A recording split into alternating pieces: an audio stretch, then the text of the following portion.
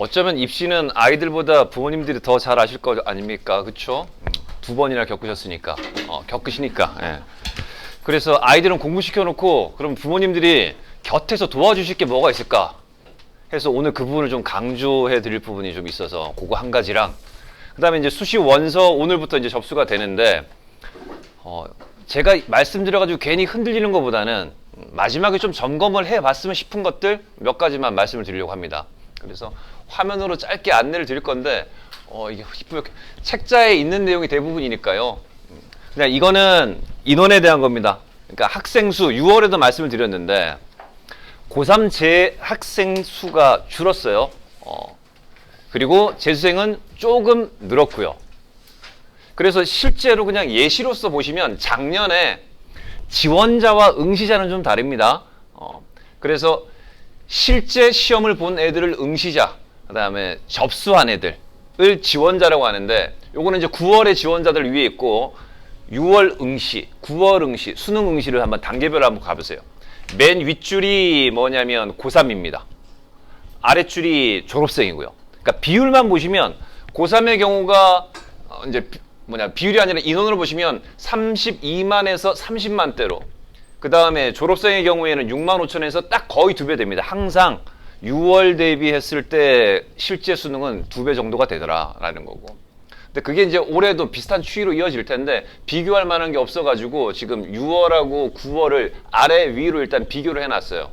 그래서 고3의 지원자들은 37만 명대로 비슷한데 실제로 6월 대비해서 지원자가 8만 8천에서 10만 4천으로 약간 늘어났다 해서 인원 구조인데 요 얘기는 이제 결국 뭐냐면 고3은 정시에서 경쟁력보다는 수시 경쟁력을 어떻게든 잘 살릴 수 있는 방안으로 수시에 좀 집중을 해야 되고 그 다음에 그렇게 떠나가면 어차피 수시 모집 비율이 60% 중상위 대학만 놓고 보면 고정이 되어 있으니까 그러면 재수생 입장에서는 상대적으로 정시에서 미세하지만 여유가 생긴다라는 거. 그래서 작년 대비해서 봤을 때는 정시 가능성이 약간은 더 높아지겠죠.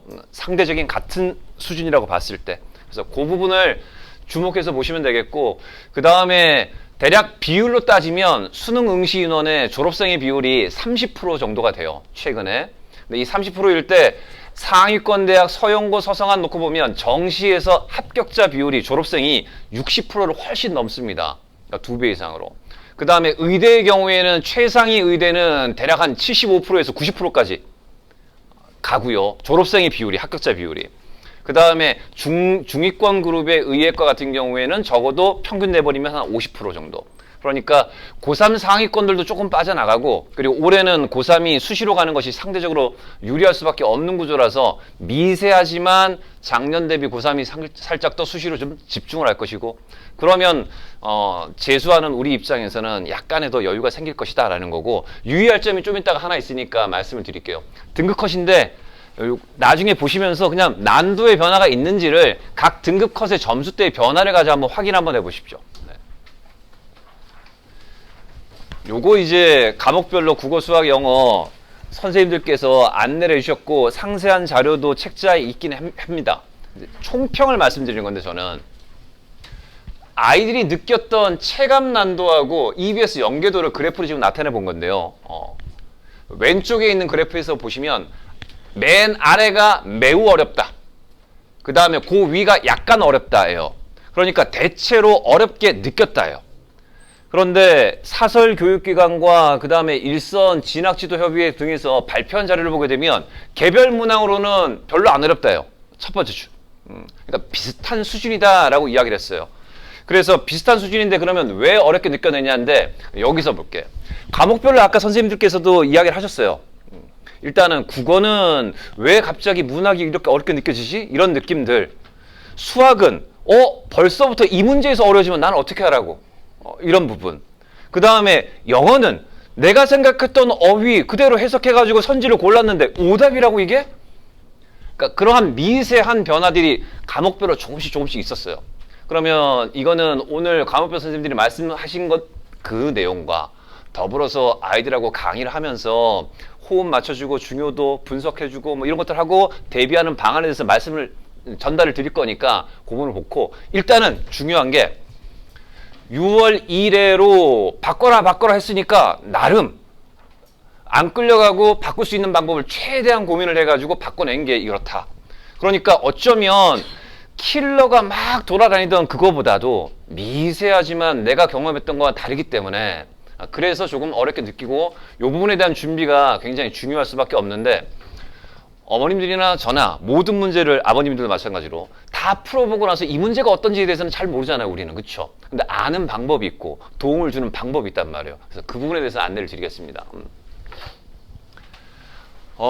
요거는 개요를 쭉 보실 때 퍼센테이지도 말고 그냥 영역을 한번 볼게요. 영역. 원래 국어는 오답률 탑5 하면 독서가 5개 아니면 4개였어요. 근데 이제 문학이 제법 많이 섞여 있게 됐다라는 거. 그래서 국어는 문학 영역이 지금 9월 평가원에서는 중요했다라고 보시면 될 것 같고, 그 다음에 흔히 이야기하는 과학기술의 고난도를 약간 낮췄지만 그래도 여전히 과학기술은 어려워하더라. 그리고 영어의 경우에는 전통적으로 봤을 때는 뭐 어순 찾는 거, 빈칸 넣기 이런 것들에 대한 어려움 여전히 비슷하고요. 수학의 경우에도 보시면 수원, 수투, 미적, 확통에서도 마찬가지예요. 수원, 수투, 확통인데 원래 선택 과목에 탑5를 놓으면 확통 1개 들어가거나 미적 하나 들어가는 경우가 많았어요. 근데 수투가 1개씩 줄었어요, 상대적으로. 그래서 그런 부분에 있어가지고 과목별로 평균적으로 난도가 좀 조절되지 않았나 싶기도 하니까 수원, 수투 공통 문제뿐만 아니라 확통, 미적의 이 선택 문항도 나름대로 좀 어려워져서 확통을 하나 틀려도 될 아이들이 2개 틀린 애들이 있다라는 거거든요. 그래서 과목별로 그런 부분을 좀 보시고, 그래서 영역으로 크게 좀 묶어놓고, 그럼에도 불구하고 어디까지나 국어와 수학의 이 공통 및 선택 과목의 체제에서는 상대적으로 공통 과목을 잘 맞추는 게 점수 구조상 유리할 수밖에 없습니다.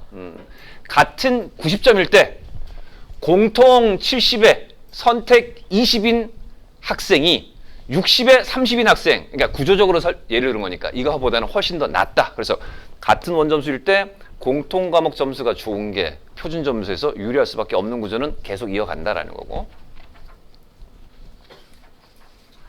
그리고 이 부분은 주로 작년에 경험을 하셨을 거예요. 국수형이 2, 3 정도로 골고루 좀 나오는 것 같았고, 실제 수능에서도 국수형이 나왔는데 사탐 내지는 특히 과탐이 등급이 뚝뚝 떨어지는 느낌을 많이 받았을 거고요. 그래서 저도 이제 뭐 재종반 애들하고 비교를 해보게 되면 재종반 아이들은 국수탐이 상대적으로 고3에 비해서는 고르게 균형감 있게 성적이 나와요. 근데 고3의 경우에는 사탐과 가탐이 최소한 사탐에서 한 과목은 2학년 때 내신으로 배웠던 것들, 그러다가 겨울방학 지나고 나서는 반년 이상을 손을 안 댔던 경우, 그러면 이제 하반기부터 한 과목 이상을 열심히 해야 된단 말이에요. 과탐은 과탐 2를 내신으로 했던 안 했던 간에 어찌됐건 과탐 1을 따로 공부하기가 어려운 구조. 그러다가 이제 막 시작한다. 그래서 그런 부분이 아마도 상대적으로 빈도가 높았을 겁니다. 재수생은 고르게.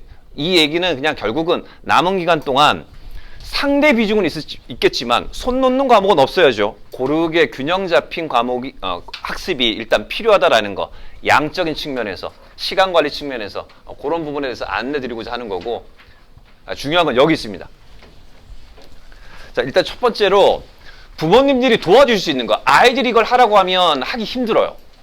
하기 힘든데 우리가 지금 여러 가지 뭐 사교육, 공교육에서 활용하는 여러 가지 학습 도구들이 있는데, 그래도 제가 봤을 때는 EBSI가 가장 좋아요. 그러니까 이 EBSI가 고사당하기까지는 아직 멀었으니까 우리는 최소한 이걸 제대로 이용할 수가 있습니다. EBSI의 오늘자 메인 페이지예요. 메인 페이지 중에서 뭘 골랐냐면 9월 6일 지난 모의평가 풀 서비스를 선택했을 때의 화면입니다.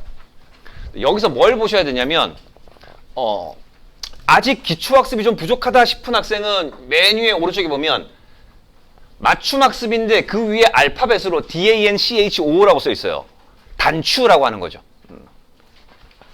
근데 이제 지금은 70일이 채 안 남은 기간이니까 우리가 활용할 때 지금까지의 수능 모의고사와 9월 모의고사가 유형, 형식, 내용 면에서 차이가 있으니까 여기에 대해서 내가 왜 문제가 되는지를 한번 골라보자 이거예요. 그러면 여기에 하단에 라인이 있는데 9월 모의평가 풀 서비스에서 아래쪽에 내려가면 메뉴가 있어요. 막 등급 컷, 오답 노트, 그 다음에 요거는 오답 탑 15, 뭐 이렇게 써놓은 게 있어요. 그래서 오답에 대한 표현이 있습니다. 근데 이거를 우리 아이 걸로 명확하게 해석을 하고 분석을 하시려면 로그인을 한 다음에 성적을 입력해야 돼요. 저 왼쪽에 메뉴에 보게 되면 성적 입력하는 란이 있거든요. 근데 성적을 입력할 때 몇 점이다가 아니라 국어 1번은 4번을 선택했다. 국어 2번은 3번을 선택했다. 라는 게 필요해요. 시간 나실 때 한번 하나하나 입력을 해보시던가. 아니면 그거 없이 하려면 틀린 문제 번호라도 알고 있어야 돼요. 자, 그렇게 했을 때 요 오답 탑 15 요거를 딱 누르면 화면이 바뀌어요. 이거 왜 이렇게 흐리지? 거기에 아마 책자에 흐릿하게나마 수학으로 표현된 게 있을 거예요. 저는 지금 국어를 열었거든요. 그냥 예시로 보시면 됩니다. 그 모양이라는 거.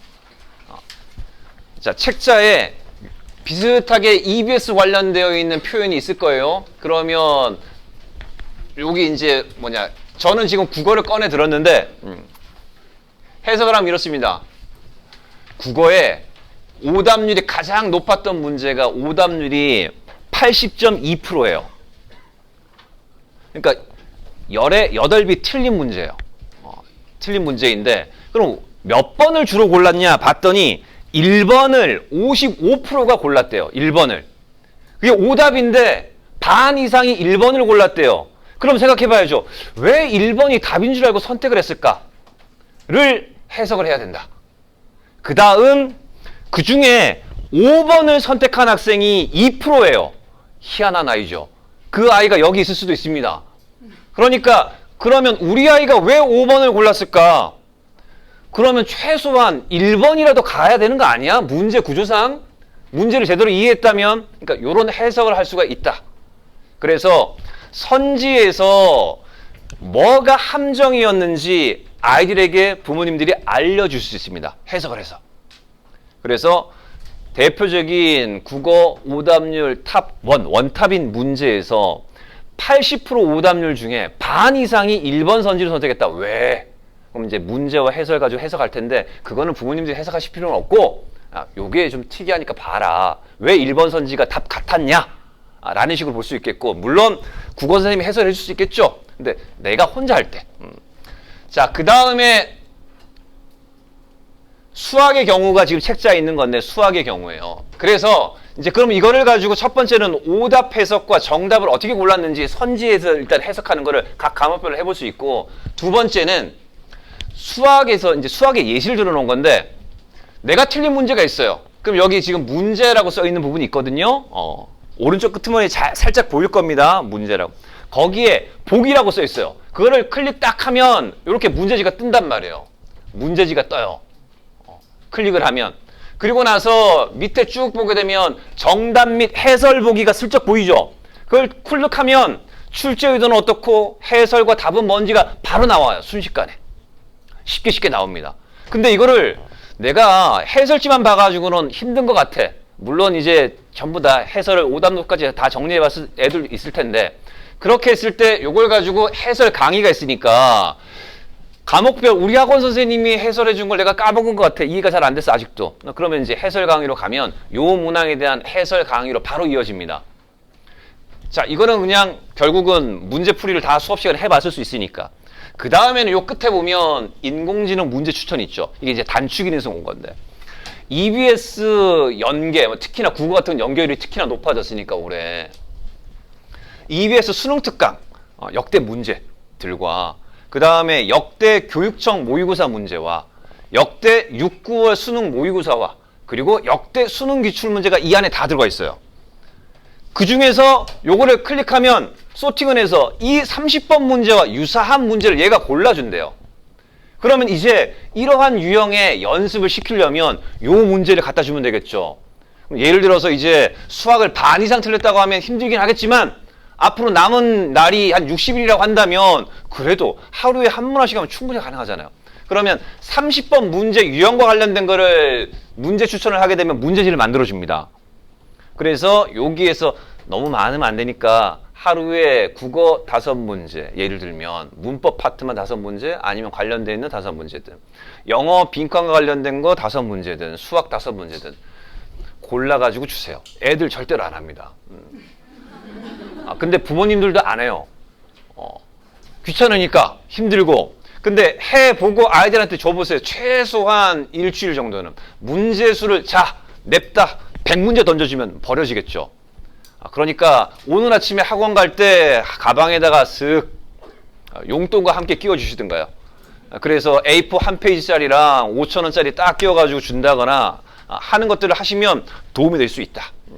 그래서 결국은 부모님들이 도와주는 거는 학원에서 어떻게 할까 뭐 이런 거에다가 결국은 돈 지불하는 것밖에 없는 경우가 많으니까 도와주시려면 이왕이면 그렇게 도와주시는 게 좋겠다. 아이한테 일단 이야기를 해보시고요. 최소한 반 이상은 하셨으면 좋겠고. 이거는 그냥 배치점에 대한 이야기인데 그냥 그어서 보시면 되니까 뭐 넘어가겠습니다. 정시에 대한 거. 그래서 수시를 이제 두 번째 이야기입니다. 오늘 포인트 이제 두 번째인데, 자, 원서를 제대로 쓰고 있나, 쓸 준비를 하고 있나라는 건데, 우리가 이제 상향 뭐 안정 적정 할 텐데 작년에 경험을 해봤음에도 불구하고 올해는 여전히 꿈은 높고 가고 싶은 대학은 더 높고, 그래서 이 하한선을 제대로 찾는 게 중요한데, 물론 변동 가능성이 있죠. 작년에는 6, 9월 다 아시잖아요. 충분히 수능 극복하고 있다고, 극복할 수 있다고 다 하잖아요. 그죠? 인강만 끊어주면, 학원만 보내주면 다 올릴 것처럼 스카도 끊어주고 다 했는데 나락으로 다 떨어지잖아요. 그죠? 근데 이제 이게 지금까지 경험을 보시면 잘 보세요. 하한선이 어딘가를 객관하실 때 점수 넣어보면 6월 점수, 9월 점수 넣어보면 지금 현 상태에서 9월 점수 넣어보면 웬만한 사이트에서 로그인만 하면 이 점수로 어느 정도 갈 수 있는지 다 볼 수 있어요. 그죠? 그 정도 확인하고, 그 다음에 이제 보셔야 될 게 작년에 내 아이와 올해 내 아이가 공부를 대하는 것, 수능 학습을 대하는 방식이 달라졌는가, 학습 태도가 달라졌는가를 먼저 보세요. 여전히 학습 태도가 달라지지 않은 것처럼 보이고 담임선생님한테 가끔 전화 와가지고 애가 이렇다라고 듣는다라고 하면, 그죠?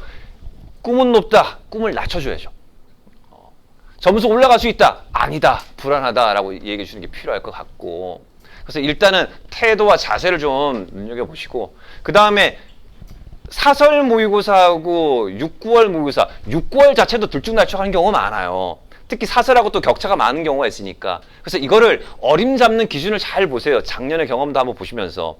그래서 이 정도면 상승도, 재수생은 고3에 비하면 6, 9 대비 11월 수능이 상승하는 비율이 훨씬 높습니다. 꾸준히 해가. 지금 고3들은 원서 안 되는데 겨우겨우 인천대 갈 성적 가지고 인하대도 안 가 우습게 여기면서 건대, 경희대, 중대까지 원서 쓰잖아요. 그렇게 원서 써놓으면 6개를 딱딱딱딱 하니까 인천대가 적정선이거나 안정선인데, 인천대 내가 하나 버리는 카드로 썼고 인하대, 그 다음에 중앙대까지 딱 써놓는단 말이에요. 그러면 애들은 지네끼리 이야기하고 공부하다가 보면 중앙대 갈 것처럼 붕붕 떠다닌다고요. 구름 위를 떠다녀요. 그러다가 이제 구름에 구멍 난 걸 나중에 깨닫게 됩니다. 그러니까 그렇게 같이 떠다니시면 안 된다라는 걸 일단 말씀을 드리고, 의대 보내고 싶고 연대 경영 보내고 싶고 당연히 저도 그 마음 아는데 부모님들이 어느 정도 선을 지키시는 게 맞고, 이때 이 아이가 태도와 공부량, 성적의 성취도를 가장 잘 아는 사람이 누구겠습니까? 부모님보다 담임선생님이겠죠. 그렇죠? 그래서 담임선생님하고 그런 부분을 면밀하게 상의를 하시거나 담임선생님한테 그런 언지를 주셔가지고 객관화해서 좀 써주게 도와주십시오. 물론 올라갈 수 있지만, 그래서 수시를 쓴다면 그렇게 보시고, 그 다음에 정시 가능성이 높다라고 한다면 지난 거의 반년 이상의 흐름을 가지고서 판단하시는 게 맞겠다 싶은 거, 그 부분을 좀 유념하시고, 수시에서 이제 원서를 만약에 봤다면 뭔가를 가지고 자료를 봤을 수 있어요. 특히 논술 전형은 사실은 그죠? 작년도 그렇고 올해도 쓰게 되면 일단은 논술을 제대로 대비하지 않았다면 그냥 희망 고문이 가능성이 높은데 상대적으로 종합 전형에서 교과 전형으로 갈수록 뚜렷한 근거를 확보하기 더 좋거든요. 그래서 전형 방법을 어떻게 해석할까, 입시 결과를 어떻게 해석할까 이런 부분에 유의하셔야 되는데 마지막 점검이 필요한데 그 사례를 보여드리려고 해요. 맨 위에 꼭대기에 중위권이라 표시해 있는데 이 중위권은 이제 나름대로 다르겠지만 자 4등급, 5등급 대에 머물러 있다 싶은 학생. 현재 3등급이지만 어떤 과목은 4등급이 나올 수도 있다라는 거. 이거 새로 들어갔습니다. 새로. 뚜렷하죠? 자, 제가 저기에 이제 상단에 정시 결과라고 써놨어요. 작년 대비 올해 학생 수 줄죠? 약간 줄었는데 파격적이진 않은데 전북대에 지난해 화학과를 예시로 듭니다. 18명 모집 인원에 4.2대 1의 경쟁률이 나왔어요. 지원 인원이 76명인데 충원 합격을 29명을 시켰어요. 그래서 그마저도 18명 모집에 등록자는 2명도 등록을 안 했어요. 자, 그러면 실질 경쟁률은 1.6대 1이에요. 그리고 강원대로 가면 수학교육인데도 1.6대 1밖에 안 돼요. 정시에서만. 수시 아닙니다, 이거. 그나마도 이제 우리가 강원대, 전북대 정도를 서울에서 멀고 수도권에서 머니까 우리는 생각 안 합니다. 흐름을 보시라는 얘기예요. 중위권 학생들의 경우. 상위권하고는 큰 관계는 없긴 한데 근데 요 경우에 보통 우리가 수원대, 수시든 정시든 수원대 라인을 잡으면 충남대, 충북대 라인하고 좀 비슷하게 잡힐 때가 있습니다. 정시도 마찬가지예요. 그런데 그러면 결국은 충남대, 충북대는 커트라인이 많이 안 떨어져요. 왜? 수도권하고 가깝기 때문에. 근데 이제 강원대는 좀 먼 느낌이죠. 뭐 양평까지 고속도로가 뚫리면 모르겠습니다만 어찌됐건 강원대가 조금 힘들어요. 근데 전북대까지는 더 안 내려가겠죠. 근데 수도권 학생 수는 상대적으로 덜 주는데 반해 지방 학생들은 많이 줄어요. 이 친구들은 수시 지역 인재로 많이 들어가요. 그래서 우리가 쓸 수 있는 일반 전형의 모집 단위만 지금 이야기한 거예요. 여기 이제 빈틈이 생겨납니다. 그래서 작년까지 가장 두드러진 게 대전의 한남대 1대1입니다. 원서 쓴 애들은 수학교육학과를 모두 다 합격했다라는 거고요. 그 다음에 대구대는 실질 경쟁률이 1대1인 학과가 한 10개 돼요. 그 중에 4개 정도를 이야기해놨습니다. 만약에 지금 4, 5등급인데 내신도 4, 5등급이면 이런 데까지 안 찾겠죠, 물론. 그런데 찾으려고 했다라고 하면 쓰지 말라. 정시에서 그냥 갈 수 있다. 그래서 정시에서 우리가 그래도 이름을 들어본 지방 주요 도시의 사립대는 가기가 매우 쉬워지니까 수시에 쓰지 말라라는 거고요. 그 다음에 국립대의 끝자락도 생각보다 안 되는 점수로 실질 경쟁률 1.5대 1이면 약간만 보완하면 배치점보다 약간 낮아도 충분히 합격할 가능성이 굉장히 높아요. 그리고 올해는 요 여지가 약간 더 높아질 수 있으니까 그래서 강원, 전북 혹은 충남북 중에서는 충북 쪽 요런 데는 하위권 학과를 써야 되겠다 싶을 때는 조금 더 기다리세요. 정시 때까지. 그리고 그 밑에 대학이다 라고 하면 원서를 쓰지 말고 수능 공부 한 문제 더 맞춰라. 그리고 이제 입결을 해석할 때요. 입결을 해석할 때 만약에 특히 교과 전형 같은 것도 그렇고 요거는 이제 지금 광운대의 전자공학과를 지금 제가 사례로 들어 놓은 것인데요.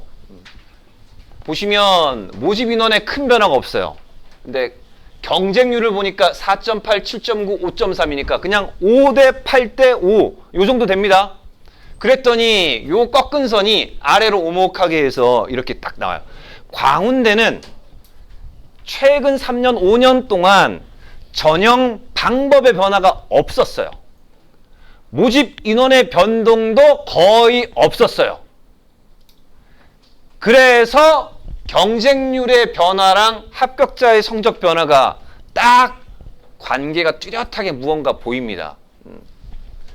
그리고 충원 인원의 변화도 있고요. 그렇게 했을 때 요걸 가지고 예상을 하면 이제 예상을 하는 거죠. 그래서 23학년 걸 보고 3개년 거를 보고 실제로 23학년도 뚜껑을 열어봤더니 경쟁률이 높아졌어요. 높아졌으면 아마도 입결이 약간 올라가지 않을까 해서 평균이 전부 다 평균이었는데 1.85대 1로 약간 높아졌다. 그래서 이게 다시 내려오고 쟤는 경쟁률이 올라가고 이런 관계를 볼 수 있는데 이게 왜 필요하냐면 지금 보통 어디가를 통해 가지고 70% 컷이 기본적으로 알려져 있잖아요. 그렇죠? 그래서 100% 컷은 안 알려주는 곳이 많으니까. 그럼 이 70과 100 사이에 어떻게 돼 있지? 모자라지 않을까? 이런 걸 고민할 때 최소한 3개년치의 경쟁률을 그 대학이나 아니면 그 주변 대학을 보시면서 뚜렷이 보시면 뭔가 뚜렷한 관계가 있어 보여. 그럼 그걸 가지고 마지막 눈치 작전을 할 때 교과 전형 같은 경우는 학과가 전혀 무관하잖아요. 그죠? 그러면 이제 하위 학과 두세 개를 놓고 고심을 할 때 그런 걸 선택할 때 경쟁률을 보고 선택해도 괜찮다라는 거고 수시는 이제 원서 접수 마감일까지 서서히 증가해요. 정시는 드라마틱하게 증가합니다. 그래서 그걸 감안해 가지고 눈치 작전이 필요하다 싶을 거는 마지막 날 마지막 경쟁률 확인을 한번 해보고 그 흐름이 예년과 다를 때 한번 요거 한번 써볼까 정도를 할 수 있겠다라는 거고 그 다음에 이제 학종은 이것만 가지고 안 되죠. 그냥 이제 서류평가라는 표현만 가지고 보시면 됩니다. 일단 첫 번째가 교과. 그러니까 이과의 경우에 물원도 안 했는데 공학자가 들어가는 학과를 쓰게 되면 손해볼 수 있다는 걸 감안해야 되는 거고 단순하게 보세요. 생기부의 내용을 자세하게 봤을 때 애매할 수 있으니까 판단하기 어려우시니까 그 다음에 경제 수학 혹은 인공지능 수학 뭐 이런 것도 있는데 이걸 안 했어. 그러면 빅데이터 경영, 문과대학을 간다? 디지털 혹은 데이터 과학 이런 것들 뻔하게 보여지는 거를 그냥 거지것대로 가져가셔가지고 힘들지 않나? 살펴시는 게 필요합니다. 그래서 교과목 특성과 그리고 학과 특성이 두루뭉술하게라도 맞아떨어지는지 그런데 평균이 3.0인데 수학이 2.5인 학생은 이 대학의 합격자 평균이 3.0이래. 근데 우리 아이는 3.0이지만 2.5래. 그래 자신 있게 쓰자. 이런 정도는 괜찮아요. 왜? 생기부 분석해봐야 부모님들 파악하기 어려우셔요. 예를 들면 이런 겁니다. 미중 갈등이 극심하게 된 원인을 분석하고 한국이 취해야 될 통상의 해법을 제시함. 아이가 이걸 했대요.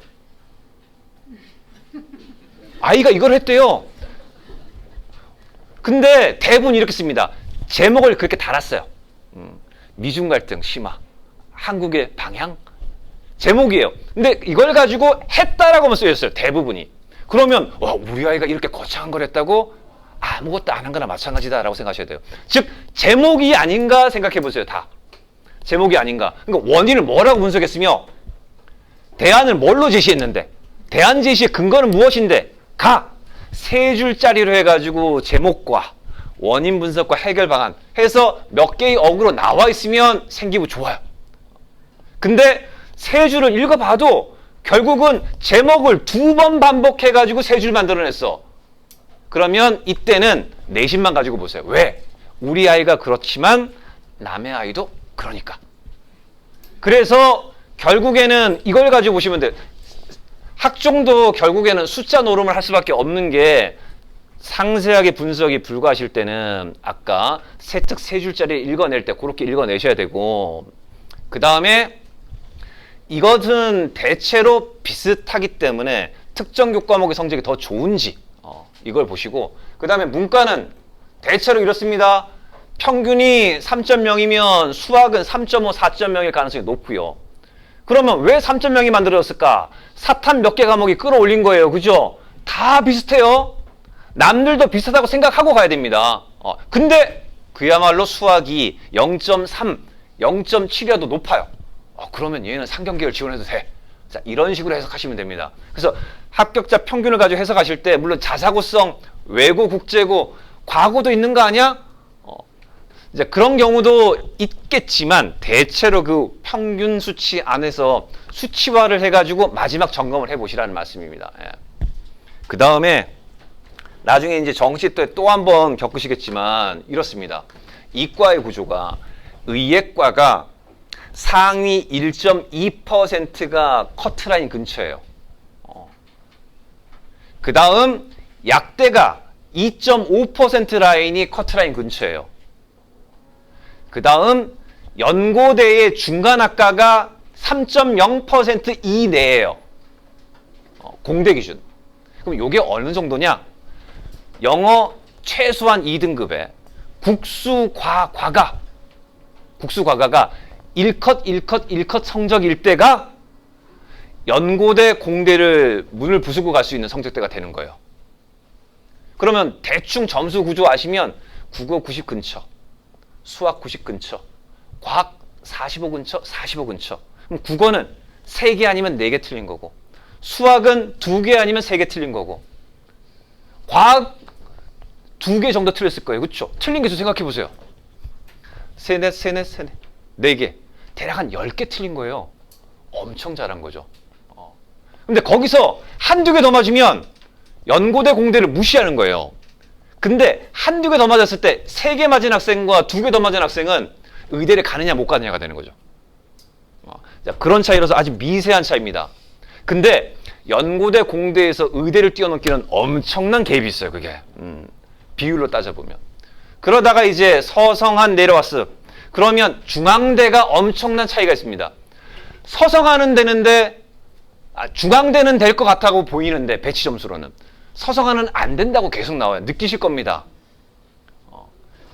그런데 중앙대 갈 수 있는 점수면 경희대 뭐 공대라든가 건대 공대 점수가 다 남는데요. 그럼 어떻게 해요? 중앙대밖에 못 써요. 그래서 중앙대가 게다가 다군에다 그걸 중점적으로 만들어놔가지고 돈벌이가 엄청 잘 되는 겁니다. 경쟁률 엄청 나겠죠. 충원도 엄청 나겠죠. 그래서 너도 나도 쓴다고요. 맞는데 수시도 그렇습니다. 수시도 합격과 딱 갈라져 있어요. 교과도 그렇고 종합도 그렇고. 그래서 중앙대 경쟁률 한번 보고 쓰세요. 중앙대 쓰고 싶죠? 중앙대 쓰고 싶어요. 건대 막 인하대에서 헤매지 말고 중앙대 가자 쓰고 싶죠? 근데 경쟁률 일단 한번 봐라.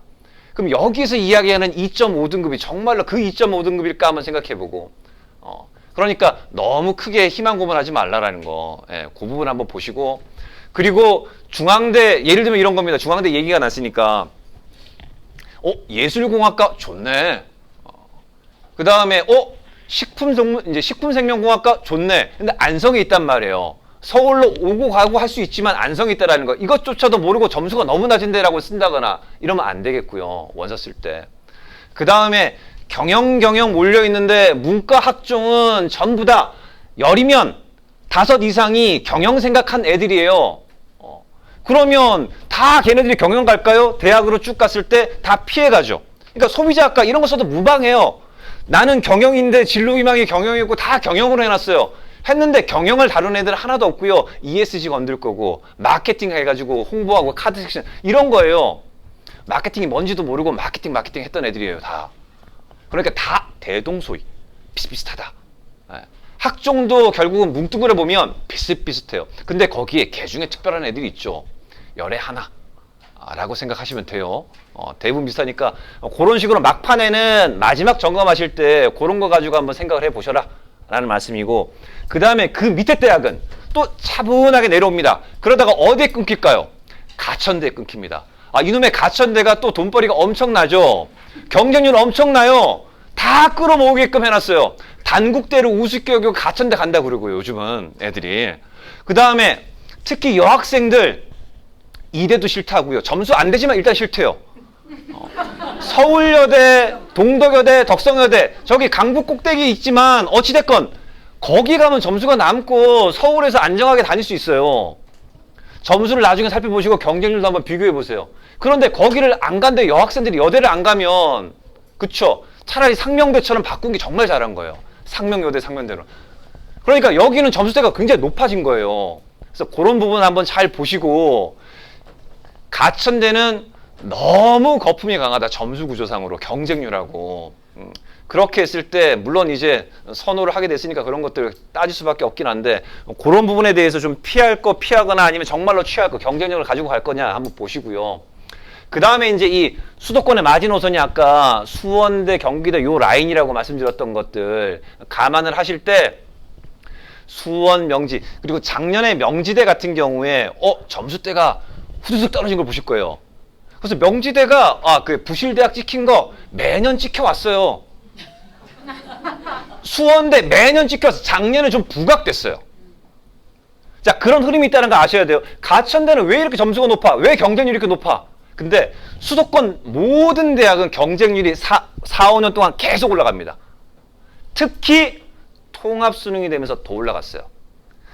3-4년 전 대비 1-2년 전의 경쟁률이 모든 수도권 인서울대학이 경쟁률이 많게는 서너 배까지 뛰고 1배수 이상 다 뛰었단 말이에요. 지방에도 다 서울로 쓰니까. 예. 그걸 감안해서 일단 경쟁률이 그렇게 높아진 것들을 감안을 하시고, 그러면 이제 의외의 경쟁률이 나타나는 게 있어요. 한국공학대학이라고 들어보신 분? 작년이나 이렇게 들어보실 수 있겠죠. 한국산업기술대라고 들어보셨던 분? 이건 더 많죠. 산업기술대가 작년부터 공학대로 바뀌었단 말이에요. 그래서 이런 걸 모르게 되면 그랬더니 아마도 경쟁률이 작년에 또 경쟁률이 약간 내려갔어요. 상대적으로 예년에 비해서. 이름을 모르니까. 생소하니까 그게 뭐야? 라고 하는. 그러면 거기에 문과생은 TO가 없어요. 인문계열로 2개 학과밖에 없을 거예요. IT 경영이나 이런 거. 근데 논술을 보면 거기 수리 논술을 봐요. 근데 경쟁률을 보게 되면 논술인데 10대 1이 안 됩니다. 그랬을 때 충남, 충북, 수원대에서 결국엔 헤매게 될 학생 같은 경우에는 이 대학 좋아요. 산자부에서 출원한 사립대학이거든요.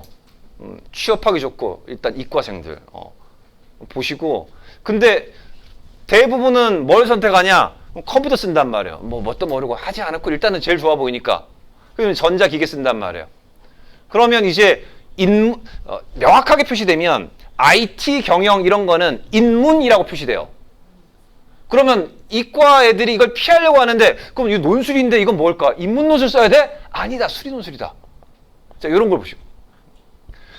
여학생들은 의류산업학과 인문으로 표기돼요. 패션산업학과 자연으로 표기돼요. 논술이 달라. 그래서 여대의 성신을 비롯해가지고 여대의 군을 보시게 되면 그게 다르다라는 거. 그래서 의외의 성과를 낼 수 있는 부분이 있고, 아닌 경우에는 그냥 100대 1 우습죠. 논술. 그래서 이런 부분을 보시고, 저는 이제 주목해볼 만한 게 가천대는 워낙에 다 논술도 한번 생각합니다. 약수령 논술이죠. 약수령 논술의 대부가 가천대예요. 틀린 개수 가지고 하죠. 근데 이거는 수능, 특강, 국어, 수학을 얼마만큼이나 열심히 했느냐하고 연관이 있습니다. 분석적으로. 그래서 단답식으로 정말로 괄호 안에만 수식을 넣으면 되는 문제도 있고, 수학의 경우에. 그 다음에 한 3줄짜리 해설, 서술형 문제로만 이게 딱 풀어내는 경우도 있고. 자, 수특에 대한 연구가 필요하죠. 그러면 이제 이걸 가지고 공부했다면 삼육대 혹은 서경대나 한시대는 좀 그러니까 수원대 라인까지 비슷한 라인으로 공부할 수가 있어요. 그 다음에 이제 논술 유형에 변화된 대학들이 있습니다. 그래서 이것도 넘어가면 논술 유형의 변화가, 여기 이제 대학을 보게 되면 문과는 국어 수학 봐야 되는 대학들 5개 대학. 그 다음에 국어만 보는 약수령 논술 고려대 세종, 고대 세종까지 일단은 보셨을 때 보시고, 그 다음에 이제 여기서 이제 묶어낼 때 논술 담당 선생님들하고 이제 이야기를 해보기도 하고 학생들이 상담을 하기도 하겠지만, 주로 수시는 논술을 더 많이 쓸 테니까, 그래서 인문계도 일단 유형을 묶어내가지고 수준을 조금 구분하면 더 좋겠다. 그래서 대학 수준을 쭉 하고, 그 다음에 유형이 좀 비슷하게 묶어버리면 대비할 때 이 대학 거 기출문제 풀어본 게 다른 대학에 도움이 되는 것도 있을 테니까. 이과도 마찬가지입니다. 근데 여기 변화된 게 하나 있는데, 올해 요게 바뀐 게 있어요. 경북대. 이제 경북대까지 내려갈 학생들이 많지는 않은데, 경북대까지 내려가도 괜찮다고 하게 되면 경북대 논술이 경쟁률이 수도권의 웬만한 대학보다는 훨씬 낮아요.